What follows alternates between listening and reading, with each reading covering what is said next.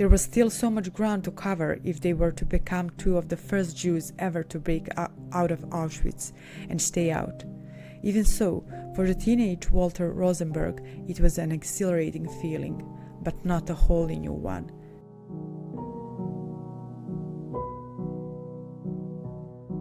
Hi, hello, and welcome to the Friday's Reading, a new segment on this Notes on Ocean podcast. So today we are going to start reading the book The Escape Artists from Jonathan Freedland, who was a Guardian columnist and a former foreign correspondent.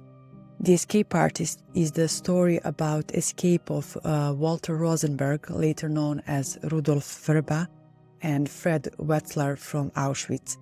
And they were the only people who escaped from Auschwitz, and they actually warned the rest of the world of what's going on there.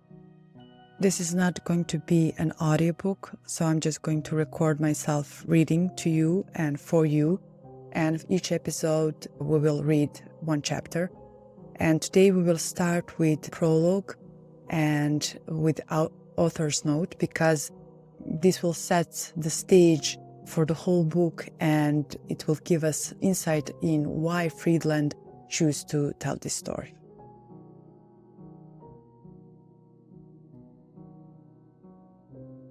So let's just start reading. So this is the author's note. When I was 19 years old, I went to the Curzon Cinema in Mayfair in London to see the 9-hour epic documentary Shoah. It was not a normal movie-going experience. Partly it was the length of the film, and partly it was the audience. In the room were survivors of the Holocaust. My friend made the mistake of bringing popcorn, but he did not get very far with it. He had barely begun chomping when a woman from a nearby row leaned over and slapped him, hard on the thigh. In the accent thick with the sound and memories of pre-war Europe, she said, "Have you no respect?" The film left a deep mark, but one of the interviewees stayed with me more than any other. His name was Rudolf Vrba. In the film, he is shown testifying to the greatest horrors in human history, horrors he had witnessed firsthand, horrors he had survived. Very briefly, he mentioned something extraordinary, a fact which made him all unique among all Holocaust survivors. Aged 19, no older than I was when I watched the film, he had escaped from Auschwitz. I never forgot his name or his face, even though over the decades I would be struck how few others had ever heard of him. And then, some 30 years after that night in the cinema in 1986, I found myself returning to Rudolf Vrba. We were living in the age of post-truth and fake news, when the truth itself was under assault, and I thought once more of the man who had been ready to risk everything so that the world might know of a terrible truth hidden under a mountain of lies. I began to look into the life of Rudolf Vrba, finding the handful of people still alive who had known him or worked with him or loved him. It turned out that his teenage sweetheart and first wife, Gerta, was living alone, aged 93, in Muswell Hill in North London. Over half a dozen summer afternoons, in the plague year 2020, she and I sat in her garden and talked of a young man then called Walter Rosenberg, and the world they had both known. She handed me a red suitcase packed with Rudy's letters, some telling of almost unbearable personal pain. A matter of days after our last conversation, once Gerta had told me the story in full, I got a phone call from her family, and they let me know that she had passed away. Rudy's second wife and widow, Robin, was in New York, and entrusted to her as she filled in the story of the man Rudolf Vrba became, the memories he had entrusted to her, the love they had shared. What soon became clear as I listened and as I immersed myself in the official documents, testimonies, memories, letters, contemporary reports, and historical accounts on which this book is based, was that this was more than the true story of an unprecedented escape. It was also the story of how history can change a life, even down the generations, how the difference between truth and lie can be the difference between life and death, and how people can refuse to believe in the possibility of their own imminent destruction, even perhaps especially when that destruction is certain. Those notions were stark and vivid in the Europe of the 1940s, but they seem to have a new, fearful resonance in our own time. I also came to realize that this is the story of how human beings can be pushed to the outer limits and yet still somehow endure. How those who have witnessed so much can nevertheless retain their capacity, their lust for life, and how the actions of one individual, even a teenage boy, can bend the arc of history, if not towards justice, then towards something like hope. I left the cinema that night convinced that the name of Rudolf Vrba deserved to stand alongside Anne Frank, Oskar Schindler, and Primo Levi in the first rank of stories that define the Shoah. That day may never come, but maybe through this book, Rudolf Vrba might perform one last act of escape. Perhaps he might escape our forgetfulness and be remembered. I'm just going to insert my comment here. So this is the author's note, and I was watching a podcast where Jonathan Freedland was guest, and he was talking about this book, and that's how I got interested in this story. And I simply wanted to read the book and to share with you guys, because the more I read, I'm reading a few chapters before recording this, the more I read, I see that this is a story that needs to be shared with the world. And it's not a pretty story, it's not an easy read, but I think it's important for everyone to know what happened in the Auschwitz. So sorry for interruption. Let's move on to the prologue. April 7th, 1944. After days of delay, weeks of the obsessive preparations, months of watching the failed attempts of others, and 2 years of seeing the depths of which human being could sink, the moment had finally come. It was time to escape. The 2 other prisoners were already there at the designated spot. Wordlessly, they gave the nod. Do it now. Walter and Fred did not hesitate. They climbed on the top of the timbers, found the opening, and one after the other they dropped inside. A second later, their comrades moved the planks into place above their heads. One of them whispered, "Bon voyage," and then all was dark and silent. Without delay, Walter set to work. He pulled out the machorka, the cheap Soviet tobacco he had been told about, a batch that had been prepared as instructed, soaked in petrol and dried. Slowly, he began to wedge it into the cracks between the wooden boards, sometimes blowing on it gently, puffing it into place, and hoping against hope that the Soviet prisoner of war who had taught him this trick was right, that the scent would be repellent to dogs. Not that they were relying solely on Walter's handiwork. They had already made sure that the ground around the hideout was liberally sprinkled with the treated tobacco so that the canine SS would not even draw near. If the Red Army man's confidence was well-founded, Walter and Fred should be able to crouch in this hole beneath the woodpile, silent and undisturbed, for exactly as long as they needed, 3 days and 3 nights.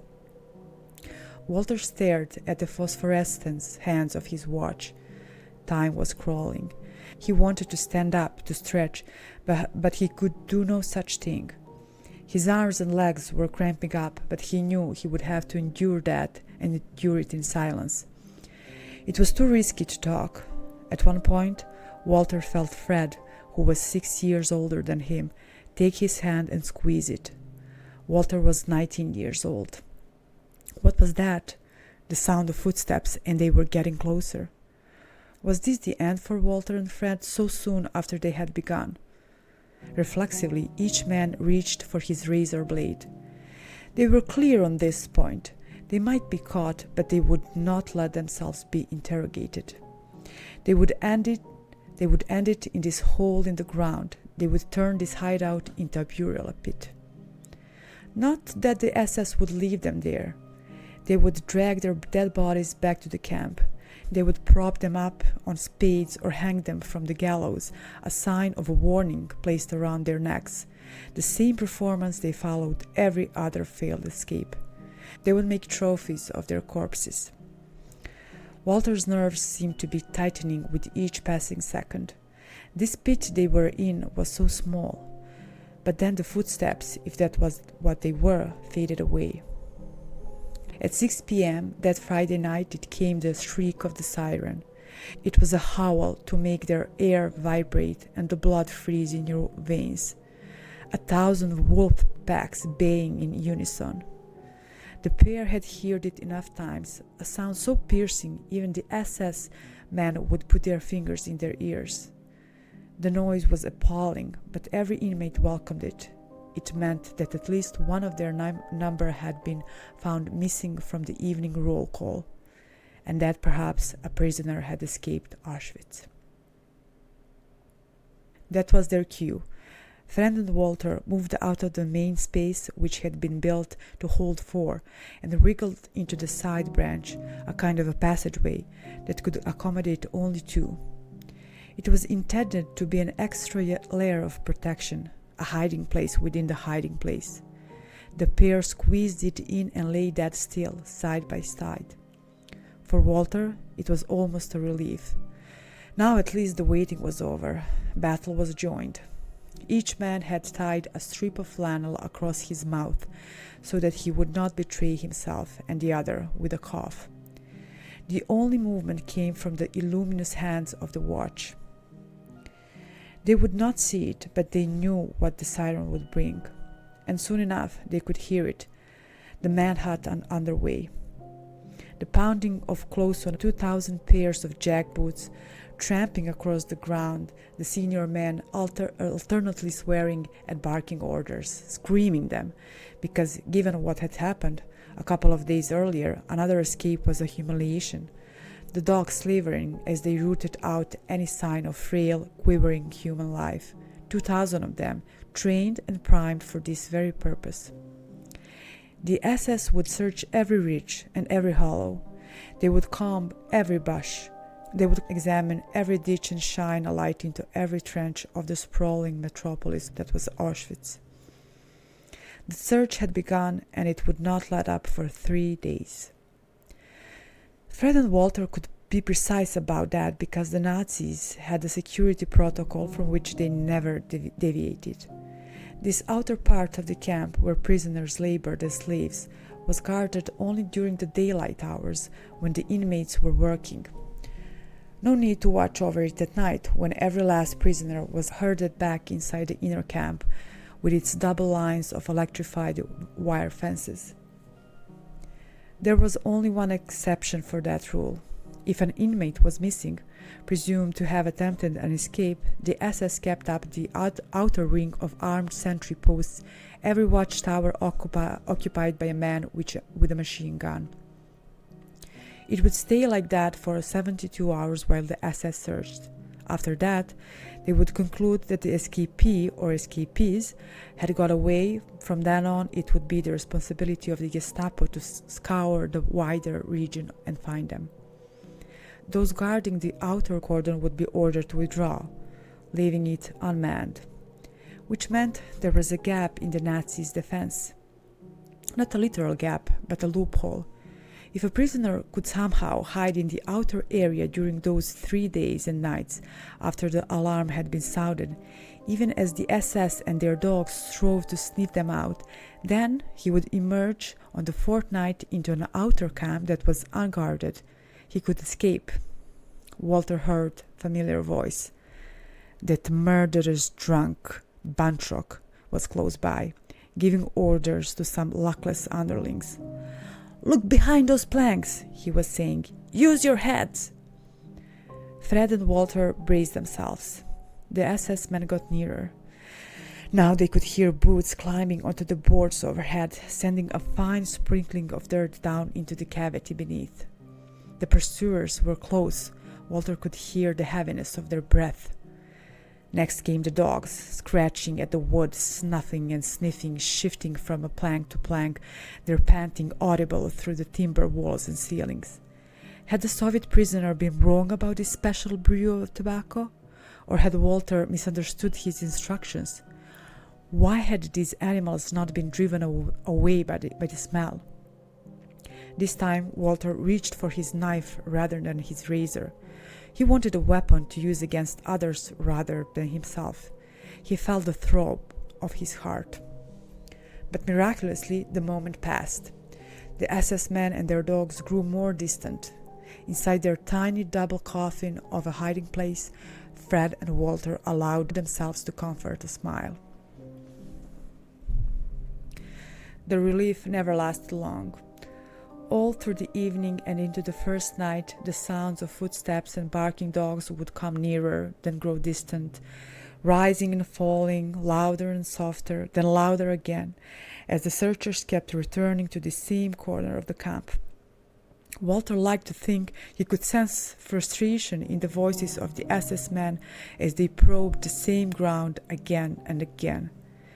He would hear them cursing as they gave a second and then a third poke to a pile of timbers of roof tiles, sweeping an area they had already swept twice before. Both of them were desperate to flex or stretch, but hardly dared. Walter longed to warm his ice-cold hands and feet, but even the slightest movement saw his whole body gripped with searing cramp. If one of them dozed, the other would remain taut with tension, listening for any hint of movement nearby. Even sleep brought no rest, just nightmares of an endless present stuck in this subterranean box, hellish below ground, worse still above.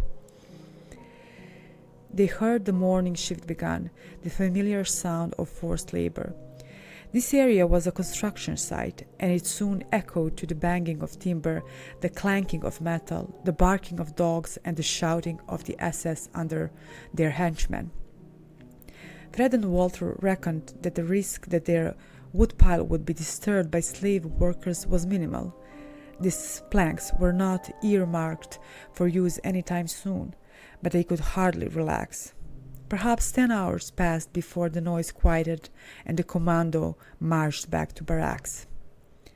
Throughout, the two men kept still, knowing that back in the inner camp the SS would be searching every hut, store, washroom, latrine, and shed, turning every barrack building upside down. Naturally, there was a system. The method was to search in a series of ever-decreasing circles, with the sniffer dogs in the middle of the pack, closing in on their prey. And once they got to the center of the smallest circle, they would start all over again. The Nazis came so close, so often, Walter considered it a wonder he and Fred had not been discovered hours ago. Fred saw it differently. "Stupid bastards," he said when it was safe to break the silence. Perhaps it was bravado. 24 hours in, Fred was no more able to eat or drink than Walter. They had stashed some provisions in this narrow passage, several pounds of bread, carefully rationed into chunks, as well as some margarine and bottle filled with cold coffee. But such were their nerves, neither had the stomach to touch a thing. Somehow the hours dragged their way through Saturday and to reach Sunday. Now the pair decided to take a chance. For the first time since the sirens sounded, they emerged from the side cavity into the relative expanse of the bunker itself. Even though Walter had tried to fill the gaps in the wall and the ceiling with the treated tobacco, he had not plugged them all. Some of the frosty morning mist seeped through.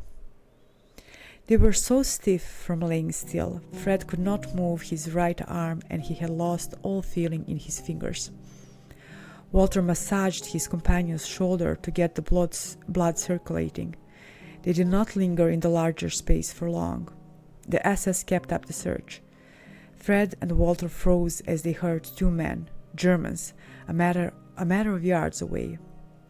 It was in the early afternoon, and they could pick up every word. "They can't got away," said one. "They must be still in the camp." The Germans began speculating about Fred and Walter's likely hiding places. One was clearly pointing to something. "How about that pile of wood?" Walter and Fred did not move. "Do you think they might be hiding under there?" the second voice said. "Maybe they built themselves a little alcove." The first one thought it unlikely. After all, he mused out loud, and not inaccurately.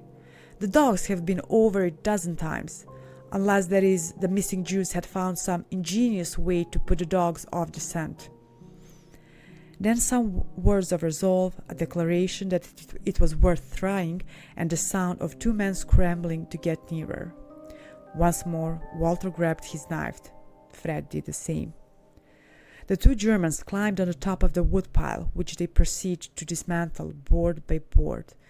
They took off the first layer, then the second, then with some effort the third and fourth. If it had come 10 seconds later, it would have been too late. Not for the first time, indeed this may have been the 8th or 9th time, Walter's life was saved by a random moment of good luck, in this case one that could not have been more perfectly timed. Far off there was a sudden commotion, the voices distant but excited. Fred and Walter could hear the man just above them pause, their ears seemingly cocked to pick up what was happening. A second passed, then another. Finally, one of their pair said, "They've got them! Come on, hurry!" And down below, Fred and Walter heard their would-be discoveries scrambled away. Sunday night passed into Monday morning.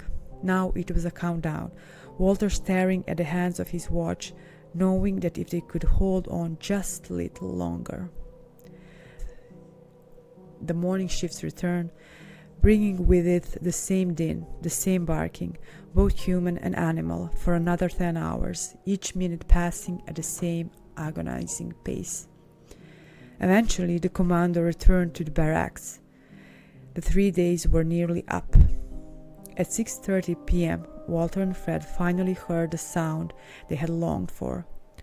Announced loudly, it rang out. "Postenkot abzeigen! Postenkot abzeigen!" It was the order to take down the grosse Postenkette, the outer chain of the sentry posts, shouted from one watchtower to the next and then to the next, circling the entire perimeter, becoming louder when it got nearer. To Fred and Walter, those words, bellowed out by the men who had enslaved them and murdered hundreds of thousands of their people, sounded like the sweetest music. It was an admission of defeat by the SS, recognition that they had failed to recapture the 2 prisoners they had lost. As the SS protocol demanded, the outer ring of watchtower was vacated. The cordon shrunk to lock in only the inner camp. Walter could hear the SS guards returning to the smaller loop of sentry towers.